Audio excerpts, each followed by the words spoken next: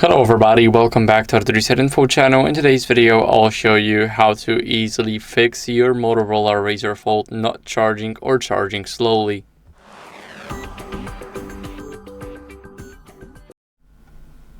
So first, what we want to do is we want to get the cable and a charger. So what we're checking for is we want to verify that the charger really supports the 80 watts turbo power, and also if you have a known cable, you should check its rating, and also make sure that you disable charging limit and optimize charging.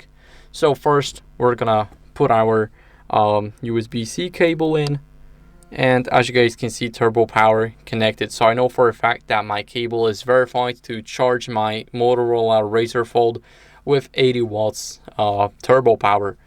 Now, of course, you need to clean the charging port. So let me tell you why. First, we have the charging port right at the bottom here. Now, if you notice, if something is stuck in it, then that might block the connection. And although it may be charging, sometimes it may just charge it slower or just not charge at all. So you have a couple of issues here. You definitely don't want to do it.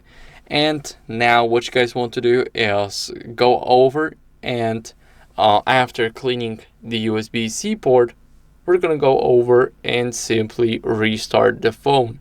So we restart the phone to get rid of any glitches, the system glitches, and now we're just going to press the power button, volume up button, and let me just quickly do that again. We're going to click on restart, and if you don't lock your phone, you won't have to enter the PIN or any password you have.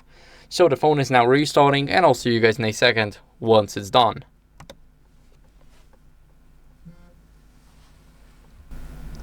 After the restart, the last thing you can do is go over into these settings and update your software if nothing helped with your charging.